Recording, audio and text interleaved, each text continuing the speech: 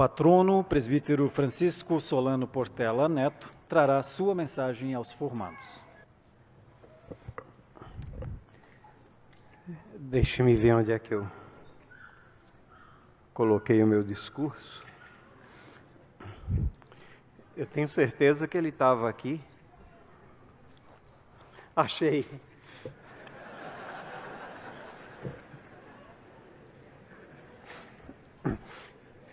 Assustei vocês, né? O reverendo Ageu estava tremendo ali. Ninguém avisou ele que ele só tem 5 minutos. E a minha esposa estava ali ficando vermelha a cada momento, agoniada. Cumprimento o reverendo Ageu, que preside a mesa, e ao cumprimentá-lo, cumprimento todos os demais integrantes da mesa.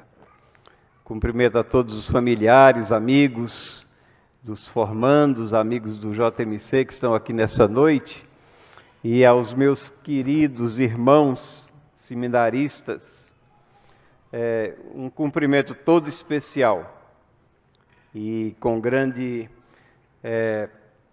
humildade e honra eu aceito essa homenagem que me foi prestada, dando nome a essa turma. Eu sei que teve uma controvérsia grande, igual ao Concílio de Jerusalém, metade da turma queria colocar a turma da pandemia, mas eu fico muito feliz que ganhou o outro lado. De muitas maneiras eu faço parte dessa turma, porque a grande maioria dela, como já foi dito aqui, passou por minhas 2 classes. O que é mais surpreendente é que eles são mais veteranos do que eu no JMC. Isso é uma situação muito esquisita.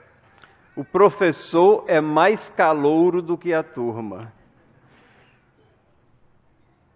Mais surpreendentemente ainda, é ser escolhido para ser patrono da classe quando existem tantos outros colegas com muito mais anos de casa, com qualificações e ministérios tão superiores ao meu.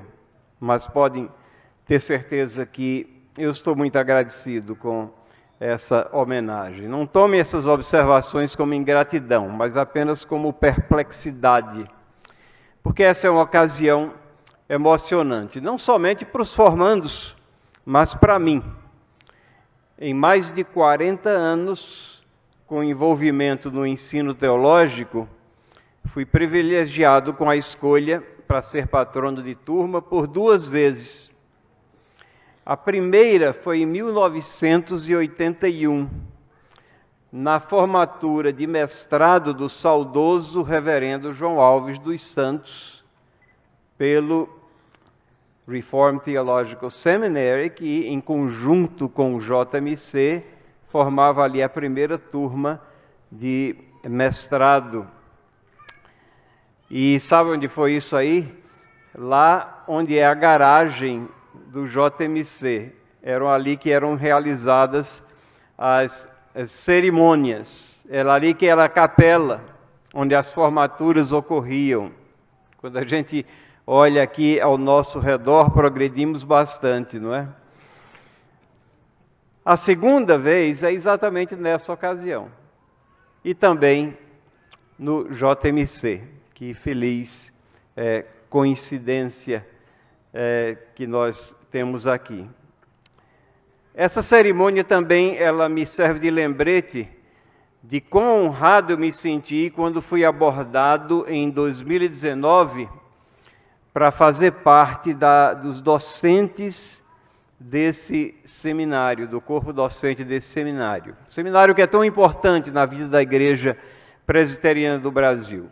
O seminário tem servido como guardião da sã doutrina, com professores batalhando sob a competente e abençoada direção do reverendo Ageu Magalhães e de tantos outros que o precederam, batalhando pela fé uma vez dada aos santos.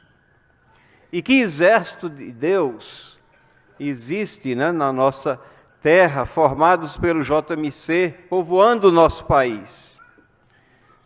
nosso país, Deus o guarde do desgoverno e da impiedade, né, que está no horizonte. Não somente no nosso país, mas em tantas outras terras, no estrangeiro, nós temos formandos do JMC proclamando bem alto o som do Evangelho, como eu tenho certeza que os integrantes dessa turma estarão dando continuidade. Eu tenho grata memória das nossas classes, né? Todos nós conjuntamente fazendo um esforço para que nós pudéssemos estudar cristologia e pneumatologia, não como uma doutrina acadêmica estéril, mas como uma bênção consoladora e motivadora, e assim nós compartilhamos em tantas ocasiões essas verdades da nossa tão grande salvação. E os alunos, quando a pandemia se instalou de vez, eu creio que eu tive apenas 3 aulas presenciais antes da pandemia tomar conta e subverter tudo, os alunos ensinando ao professor como dominar a fera do Zoom, habilitando gravações, compartilhando telas e outras questões afins que são instintivas a vocês como geração Z, porque já nasceram sabendo de tudo isso. Muito obrigado por essas lições que eu aprendi lá na aula também, né? A troca de mensagem que vocês faziam também entre vocês, um tentando ajudar o outro. Mas levem alguns conselhos, né, além dos que já foram dados aqui, como alguém que lhes fala com algumas décadas a mais. Então, de uma forma bem relâmpago, vão em frente, sirvam a Deus, cuidem de suas famílias antes de suas igrejas. É assim que a Bíblia nos ensina. E se vocês duvidam, pesquisem depois. Sejam gratos pela dedicação de suas esposas, considerem elas em alta conta, preservem sua vida em santidade, como já foi tão enfatizado aqui, e fiquem aderentes à palavra de Deus, e subjuguem o desejo de aparecer que aflora com tanta naturalidade em nossas vidas, porque é necessário que Cristo cresça e que vocês diminuam.